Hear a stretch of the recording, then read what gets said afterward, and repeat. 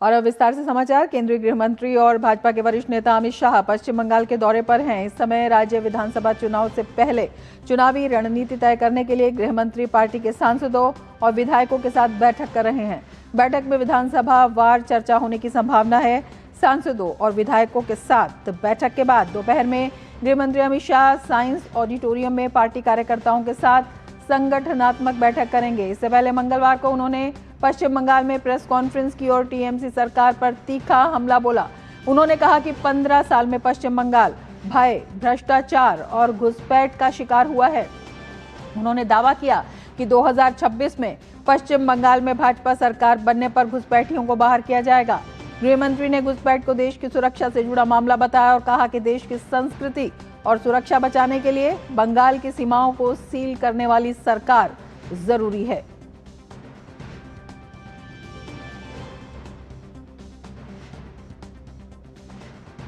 पश्चिम बंगाल में एसआईआर से जुड़े घटनाक्रम पर बीजेपी सांसद संबित पात्रा ने ममता बनर्जी पर बड़ा आरोप लगाया है। उन्होंने कहा, ममता सरकार के अत्याचार और गुंडागर्दी का खामियाजा लोकतंत्र को भुगतना पड़ रहा है। आज बंगाल के अंदर 300 से अधिक भाजपा के, भारतीय जनता पार्टी के कार्यकर्ता को मौत के घाट उतार दी गई है।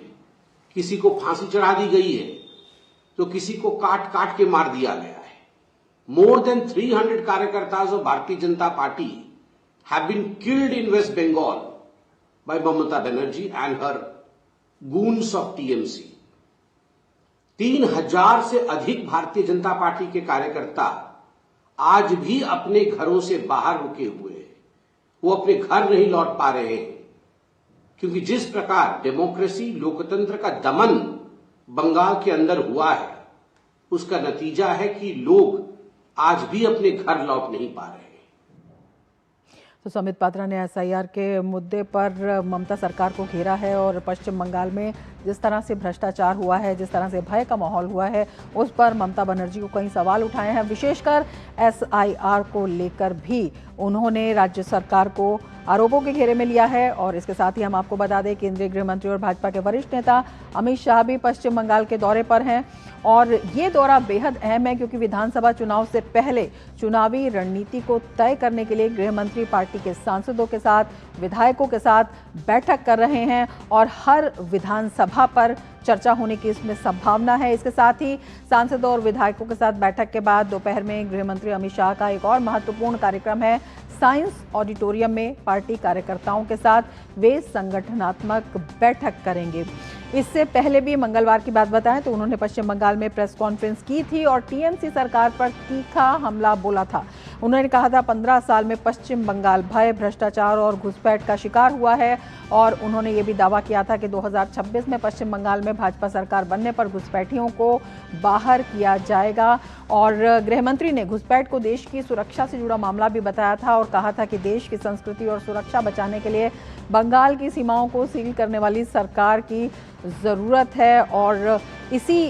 क्रम में हम आपको बता दें कि लगातार जो बैठकों का दौर जारी है वो अपने आप में काफ़ी महत्वपूर्ण है। तमाम पार्टी कार्यकर्ताओं के साथ, विधायकों के साथ, सांसदों के साथ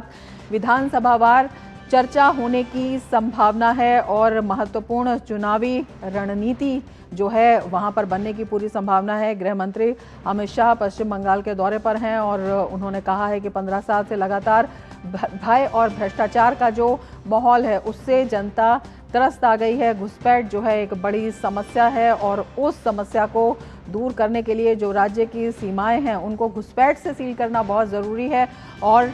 बीजेपी सरकार ये काम करके दिखाएगी। उन्होंने ये भी कहा था मंगलवार को कि बीजेपी को 2/3 बहुमत हासिल होगा क्योंकि लोग अब भय से मुक्ति चाहते हैं, भ्रष्टाचार से मुक्ति चाहते हैं, लोग अब विकास चाहते हैं। लगातार जो 7000 कंपनियां हैं वो अगर बीते सालों में देखो तो पश्चिम बंगाल को छोड़कर चली गई है। लोग यहाँ पर विकास चाहते हैं, इंडस्ट्री चाहते हैं और रोजगार के नए मौके चाहते हैं। साथ ही घुसपैठ की जो समस्या है उससे भी लोग मुक्ति चाहते हैं और उसी को लेकर बेहद महत्वपूर्ण दौरा है गृह मंत्री अमित शाह का। और भाजपा प्रवक्ता संबित पात्रा ने भी एसआईआर को लेकर ममता सरकार को घेरा है। इस तमाम घटनाक्रम पर हमारे संवाददाता सौरभ दत्ता हमारे साथ जुड़ गए हैं। सौरभ, सबसे पहले आपसे यही जानना चाहेंगे किस तरह की चर्चा गृह मंत्री अमित शाह के साथ जो बैठकों का दौर चल रहा है उनके कार्यक्रम को लेकर कितना अहम ये कार्यक्रम है, अगर हम पश्चिम बंगाल में विधानसभा चुनाव को देखते हैं तो उसकी रणनीति के लिहाज से? देखिए 2026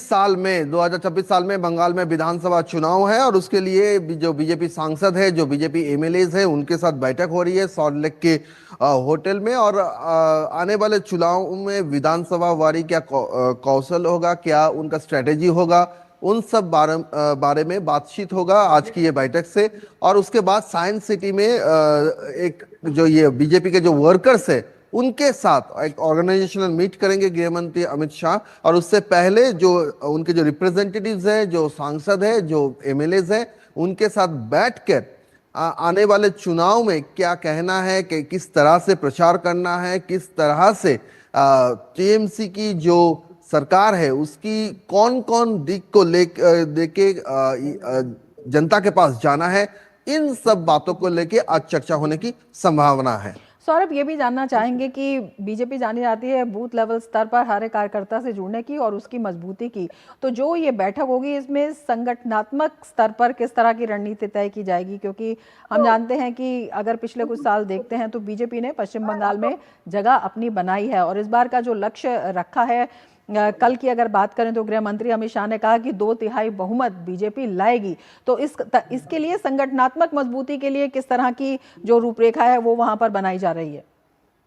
जी देखिए, कल जो प्रेस कॉन्फ्रेंस हुआ था उसमें गृह मंत्री अमित शाह ने साफ तरीके से कह दिया था कि बंगाल में मुद्दा क्या है। बंगाल में मुद्दा है घुसपैठ का, बंगाल में मुद्दा है भ्रष्टाचार का, बंगाल में मुद्दा है भय का जो माहौल है उसका, बंगाल में मुद्दा है इंडस्ट्री का पलायन का। और इन सारी बातों को लेकर पिछले 15 साल में मुख्यमंत्री ममता बनर्जी की जो भी खामियां रही है, जिस जिस बारे में जनता के अंदर आक्रोश है, जनता के अंदर सवाल है ममता बनर्जी के प्रशासन को लेके, चाहे वो शिक्षक घोटाला मामला हो या फिर स्वास्थ्य हो या फिर जो इंडस्ट्री का पलायन है, जो नौकरी देने की बात हो वो हो, और यहाँ तक के जो भय का जो माहौल है यहाँ पे औरतों की महिलाओं की सुरक्षा के लिए पर जो सवाल उठते हैं, वो सब बातों को लेकर ऐसे सेगमेंट करके कि हर तरह की जनता के पास ये जाना है और जाकर साथ ही साथ बीजेपी को क्यों ये भी बताना है। जैसे कि उन्होंने कहा था, कल कहा था कि बीजेपी का जो ट्रैक रिकॉर्ड है, ये जहां जहां बीजेपी की सरकार है वहां किस तरह से डेवलपमेंट हुआ है, कैसे कैसे सोशल जो प्रोजेक्ट्स है बीजेपी के, वो सब प्रोजेक्ट्स कैसे कैसे प्रोजेक्ट्स है, उससे कैसे आम आदमियों को फायदा हो रहा है, ये सारी बातें। और सेंट्रल की कौन कौन प्रोजेक्ट्स है जो बंगाल में इंप्लीमेंट नहीं हो रहा है, उसका एकदम जो सुविधा है, जो सुविधा सीधे तौर से यहाँ की जनता है उनको मिल नहीं रहा है, क्यों नहीं मिल रहा है, इन सारे बातों को लेकर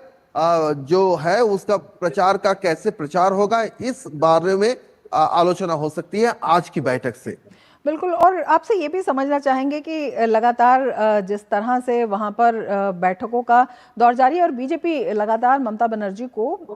आरोपों के घेरे में ले रही है, चाहे वो घुसपैठ की समस्या हो, चाहे वो महिला सुरक्षा की भावना हो, चाहे वो एसआईआर का मुद्दा हो। एसआईआर पर भी संबित पात्रा ने आज कई आरोप लगाए हैं ममता सरकार पर। देखिए, एसआईआर का लेके जो माहौल है, उस एसआईआर को लेके माहौल को लेके भी काफी बीजेपी के जो कार्यकर्ता है उनका कहना है कि एसआईआर के जरिए जैसे घुसपैठियों को खिलाफ एसआईआर का जो अभियान चल रहा है, साथ ही साथ जो अवैध वोटर्स है उनके खिलाफ जो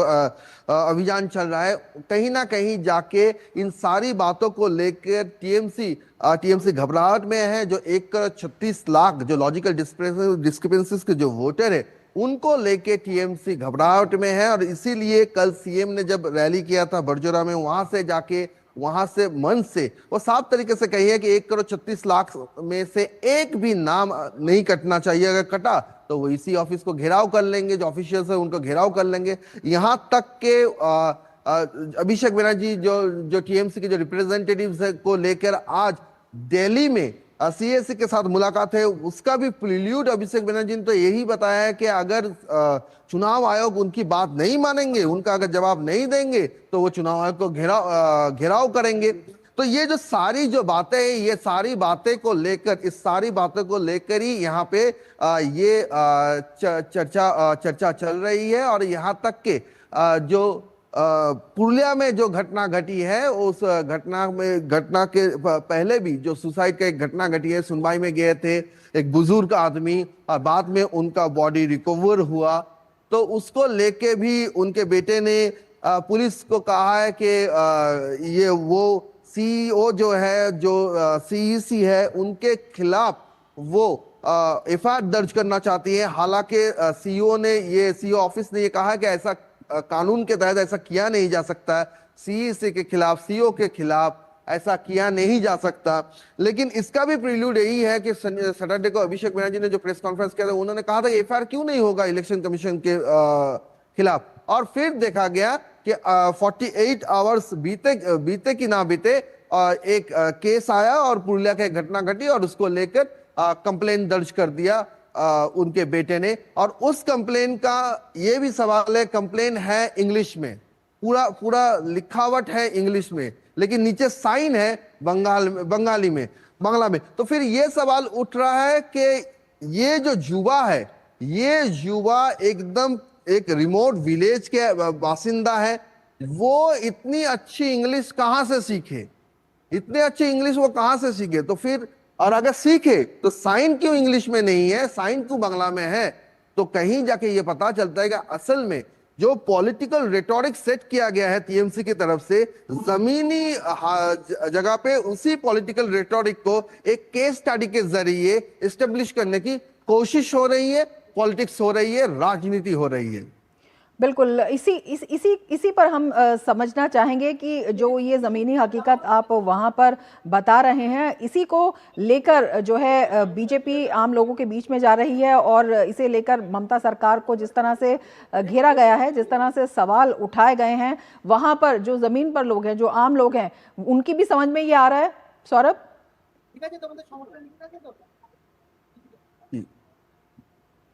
देखिए तो माहौल तो वही है, इसीलिए पर पूरा जो स्थिति है, उस स्थिति को एक अगर लाइन पे हम अगर देखें तो एक तरफ गृह मंत्री अमित शाह यहाँ पे है, दूसरी तरफ एसआईआर के विरोध में है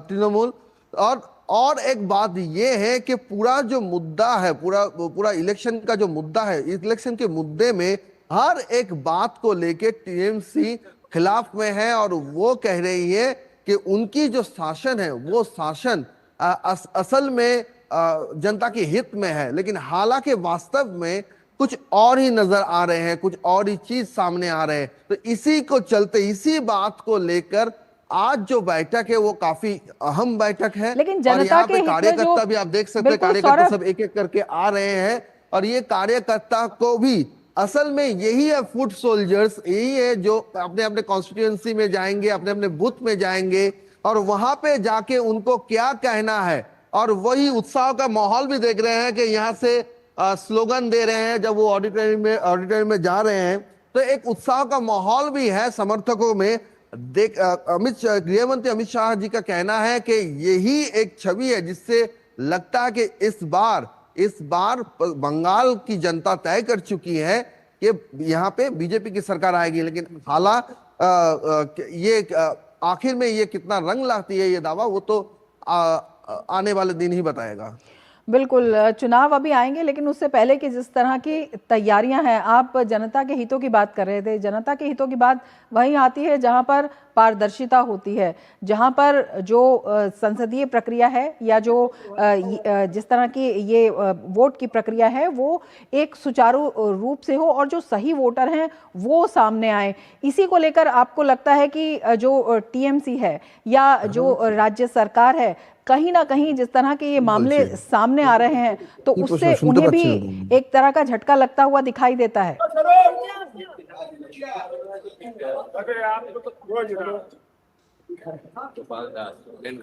जरा सवाल फिर से करेंगे। सौरभ, मैं ये पूछना चाह रही हूँ कि एसआईआर को लेकर टीएमसी जो लगातार विरोध कर रही है, जबकि इलेक्शन कमीशन का साफ कहना है बिहार मॉडल एक सक्सेसफुल मॉडल था और पारदर्शिता इससे सुनिश्चित की गई है। सौरभ को हमारी आवाज नहीं आ रही है, लेकिन हम आपको बता दें कि गृह मंत्री अमित शाह पश्चिम बंगाल के दौरे पर हैं और वहां पर कल उन्होंने एक प्रेस कॉन्फ्रेंस की थी और आज भी बैठकों का दौर जारी है और एक बड़ा कार्यक्रम है। और अपने आप में बीजेपी का ये मानना है कि इस बार 2/3 बहुमत वहां पर हासिल होगा और उसको लेकर किस तरह से जो कार्यकर्ता हैं उनकी मजबूती, जो संगठन है उसकी मजबूती और जो वहां पर मेन मुद्दे हैं, चाहे वो महिला सुरक्षा का मुद्दा हो, चाहे घुसपैठ का मुद्दा हो या फिर वहां पर भ्रष्टाचार का मुद्दा हो, उसको लेकर बीजेपी लगातार टीएमसी की ममता सरकार पर आक्रामक है। आगे भी जानकारी देते रहेंगे, लेकिन मिड डे प्राइम में फिलहाल वक्त है एक ब्रेक का। आप बने रहिए डीडी न्यूज के साथ।